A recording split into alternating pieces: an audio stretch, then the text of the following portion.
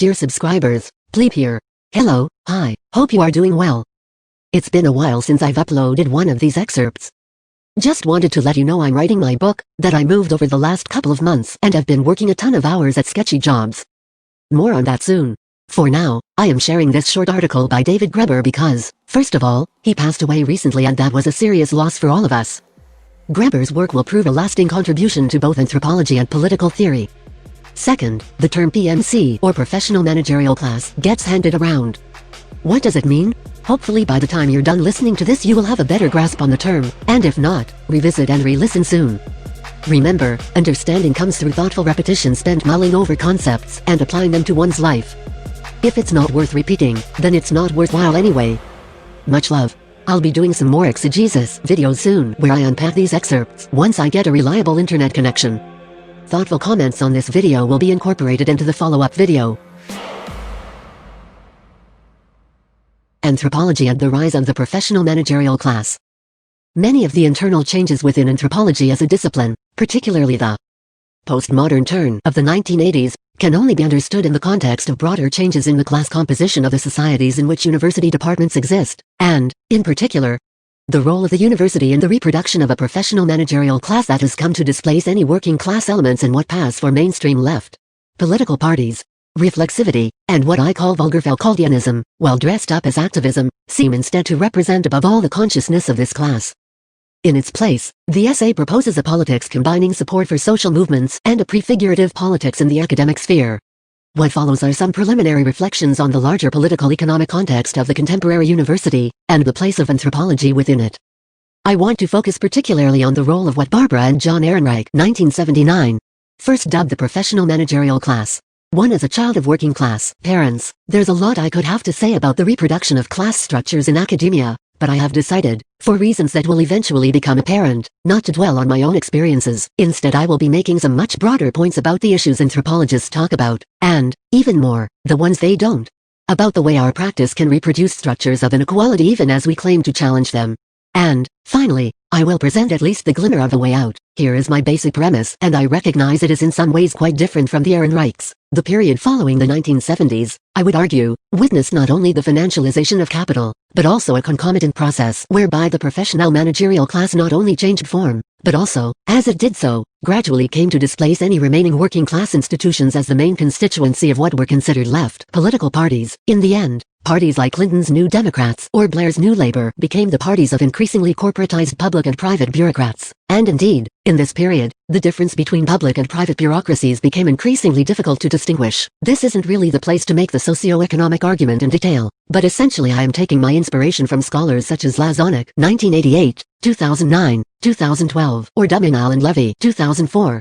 2011, who have argued that what really marks the beginning of what we call the age of financialization, or, for that matter, neoliberalism, is a kind of shift of class alliances within the structure of large corporations. To put it very simply, ever since the rise of corporate capitalism in the United States and Germany at the end of the 19th century, the technostructure of those corporations, as J.K. Galbraith, 1967, famously called it, including their own internal bureaucracies, had been mainly oriented inward. Even top executives in the perfume business or electronic companies were largely interested in producing more and better perfumes or electronics. At the same time, lifetime job security made it easier for all employees to identify with the company. As a result, both workers and management tended to see financiers and financial interests as outsiders, even interlopers. Too, in the 1970s and 1980s, all this began to change, and the upper echelons essentially shifted their allegiances and realigned with the financial classes. The notorious boom in mergers and acquisitions, and asset stripping, and the like, so widely remarked on at the time, the abandonment of former guarantees of lifetime employment, the use of stock options to pay executives and increasingly even skilled workers, were all manifestations of this shift of allegiances. But in fact it ran deeper. During this period, financial elites and corporate bureaucrats essentially merged. The two classes began to intermarry. Their careers tended to move back and forth between the different sectors. They came to speak the same language, share the same tastes, and see the world in identical terms. This gradually had profound cultural effects, at first in North Atlantic countries, and then among wealthy countries everywhere. Here I will just single out two.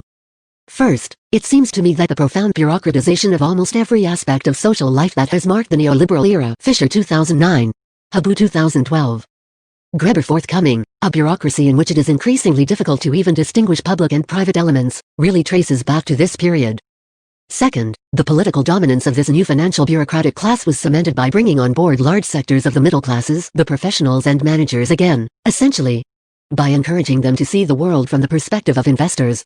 Think, here, of how in the 1980s, at the very time almost all American newspapers were getting rid of their labor reporters, such things used to exist.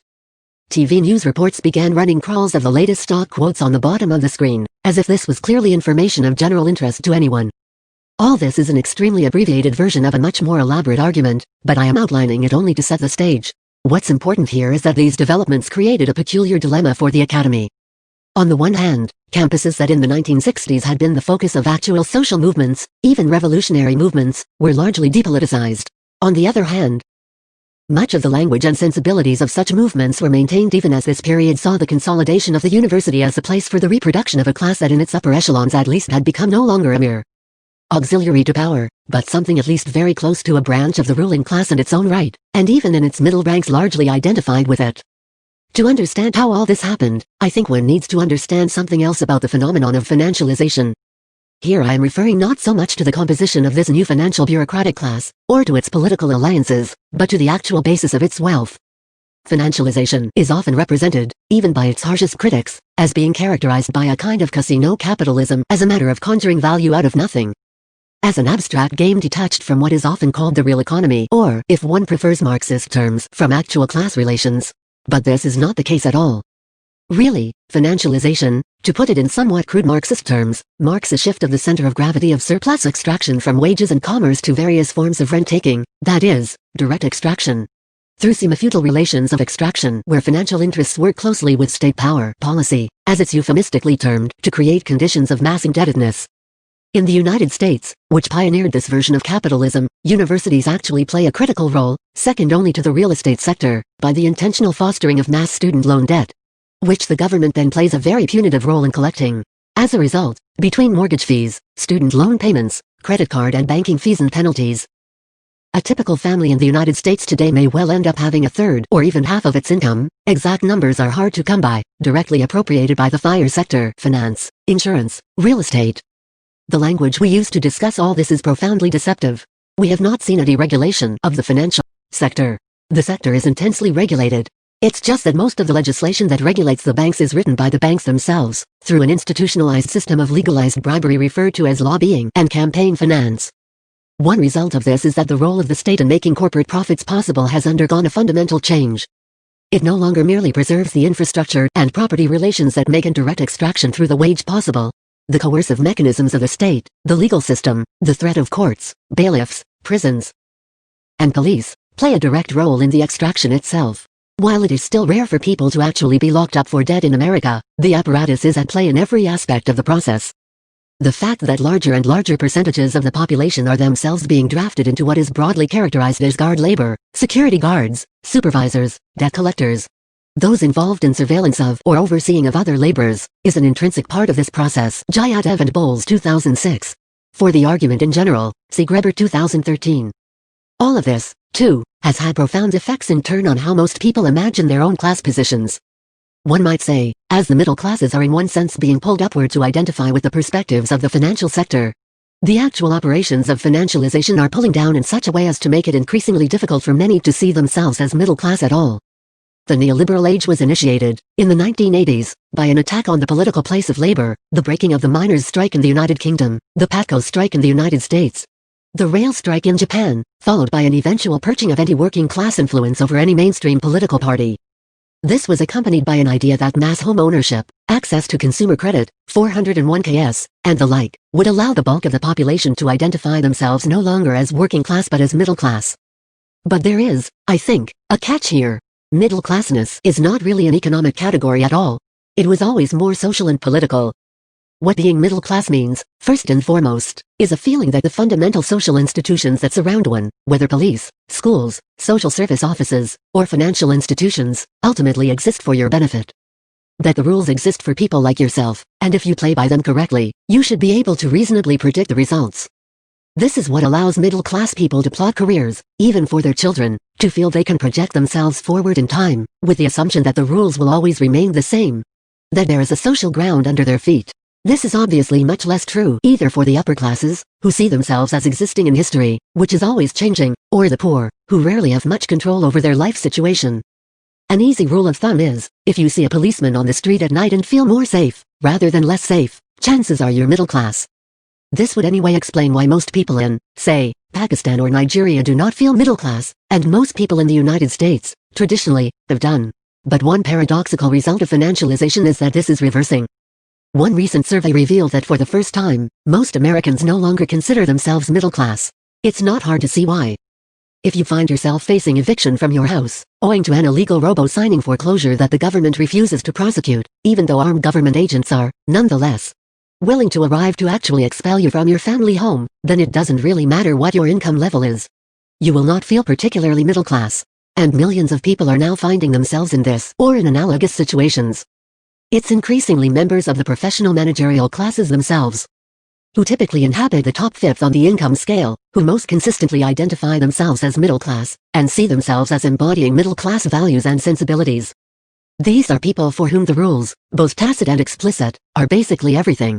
They are also the traditional enemies of the working classes. As radical theorists like Michael Albert were already pointing out in the 1970s, this is a key flaw of traditional socialism. Actual members of the working classes have no immediate hatred for capitalists, because they never meet them. In most circumstances, the immediate face of oppression comes in the form of managers, supervisors, bureaucrats, and educated professionals of one sort or another, that is, precisely the people to whom a state socialist regime would give more power, rather than less. Albert and Haenel 1979. Albert 2003. The decisive victory of capitalism in the 1980s and 1990s, ironically, has had precisely the same effect. It has led to both a continual inflation of what are often purely make-work managerial and administrative positions, bullshit jobs, and an endless bureaucratization of daily life, driven, in large part, by the internet. This in turn has allowed a change in dominant conceptions of the very meaning of words like democracy. The obsession with form over content, with rules and procedures, has led to a conception of democracy itself as a system of rules, a constitutional system, rather than a historical movement toward popular self-rule and self-organization. Driven by social movements, or even, increasingly, an expression of popular will. The politics of Blair and Clinton were the inevitable outcome of such developments, a pragmatic left embrace of both the market and bureaucracy simultaneously, in a way that could not possibly make sense to anyone who was not fully incorporated into the sensibilities of those newly corporatized professional managerial classes, and which was veritably designed to completely alienate any remaining working-class constituents. At the same time, the end of an older Keynesian class compromise has meant that access to those institutions by working-class organizations or individuals has been virtually denied, with the result that actual members of the working class, or, in America and Europe at least, the white working class, have become increasingly prone to identify, out of sheer rejection of the values of the professionals and administrators, with the populist right. Obviously, this is a class whose sensibilities are largely produced by universities, which have, in turn, themselves been transformed by the rise of this class, coming to be seen as essentially training grounds for professionals and managers of various sorts rather than as autonomous institutions in their own right. This is actually worth emphasizing. Universities are, or, better said, until recently have been, among the only institutions that survived more or less intact from the High Middle Ages. As a result, universities still reflected an essentially medieval conception of self-organization and self-governance. This was an institution managed by scholars for the pursuit of scholarship, of forms of knowledge that were seen as valuable in their own right. This did not fundamentally change at the beginning of the 19th century, when university systems entered into an often somewhat uneasy alliance with centralizing states, providing training for the civil service in exchange for keeping the basic principle of autonomy intact. Obviously this autonomy was compromised in endless ways in practice, but it existed as an ideal, and it was important. It made a difference both in legitimizing the basic idea of a domain of autonomous production driven by values other than those of the market, but in any number of very practical ways as well. For instance, universities were, traditionally, spaces in cities not directly under the jurisdiction of the police. In this sense, what's happened to universities since the 1970s, very unevenly, but pretty much everywhere, has represented a fundamental break of a kind we have not seen in 800 years. As Gayatri Spivak remarked in a talk she gave to Occupy Wall Street, even 20 years ago, when people spoke of the university, in the abstract, they were referring to the faculty. Nowadays, when they speak of the university, they are referring to the administration. Universities are no longer corporations in the medieval sense. They are corporations in the capitalist sense, bureaucratic institutions organized around the pursuit of profit, even though the profit in question is, nowadays, slightly more broadly conceived. They are most certainly not institutions dedicated to the pursuit of knowledge and understanding as a value in itself. In that sense, I really think it can be said that the university, in the original conception of the term, is dead. 3. But the death of the university had also been accompanied by a curious double movement. Scholars are expected to spend less and less of their time on scholarship, and more on various forms of administration, even as their administrative autonomy is itself stripped away.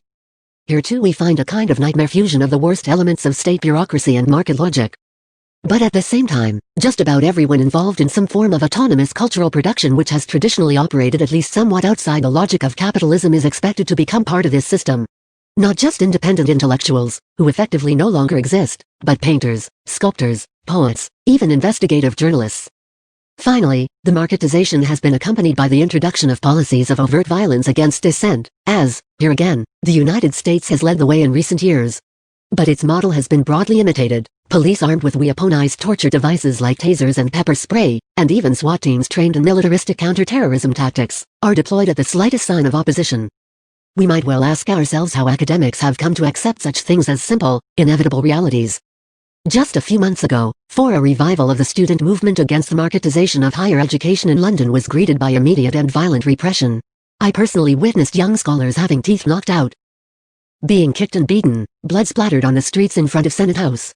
All in response to a non-violent sit-in, and this following such outrageous measures as the elected president of the University of London Student Union being banned from political activities on campus for failure to ask police permission for an on-campus march, all without a majority of radical lecturers so much as knowing it happened, let alone raising any significant protest.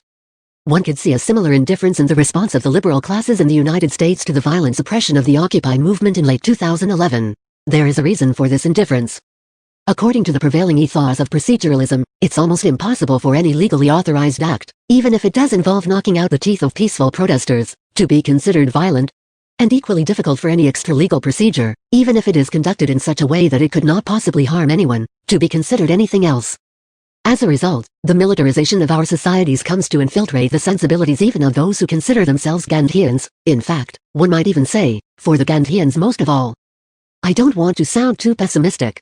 Considering the level of repression and indifference, the very existence of the student movement is inspiring. And such movements are in a better position to shape the future direction of events than we might imagine. After all, there is every reason to believe that neoliberalism, as an economic model, is in terminal crisis. The fact that one of the first political moves of the UK elite, in the wake of the economic collapse of 2008, and the concomitant delegitimation of market orthodoxies, was a full-scale attack on the autonomy of the university system, and an attempt to submit it even more thoroughly to market logic, shows that the political class, at least, is well aware where potential ideological threats might come from. It will take some time, no doubt, because neoliberals have placed such an extraordinary emphasis on winning the ideological game. Arguably, at the expense of undermining capitalism's own long-term economic viability. 5, but it's clear that the degree to which the Academy does remain the guardian of pretty much any possible alternative conception of social value gives it a unique potential role in developing whatever comes next. These last words are quite intentional. It seems to me that this final, financialized stage of capitalism is a terminal one. The ideological game is the only one that capitalism has really won. The system seems to have run out of steam and to be rapidly approaching a dead end by almost any measure, whether in growth, sustainability, technological development, or political imagination, and this even apart from the possibility of imminent ecological catastrophe. Now you might argue that the phrase capitalism itself is deceptive, as many anthropologists who would otherwise be seen as pro-capitalist, such as the cultural economists whom Chris Gregory has described this volume, are wont to do. Or many working in the Marxist tradition who prefer to speak of the dominance of capital within a world economy organized around multiple competing systems of value. There is a lot to be said for the latter position. But it would be unwise, at this historical juncture, to deploy such arguments to make a tacit argument for the eternity of the existing system. For me at least it is less a question of whether capitalism, at least, in any historically recognizable form, is going to be here 50 years from now, and more one of whether the next thing will be even worse. This seems a disastrous time to place a taboo on even thinking about what might be better. Like, follow, subscribe.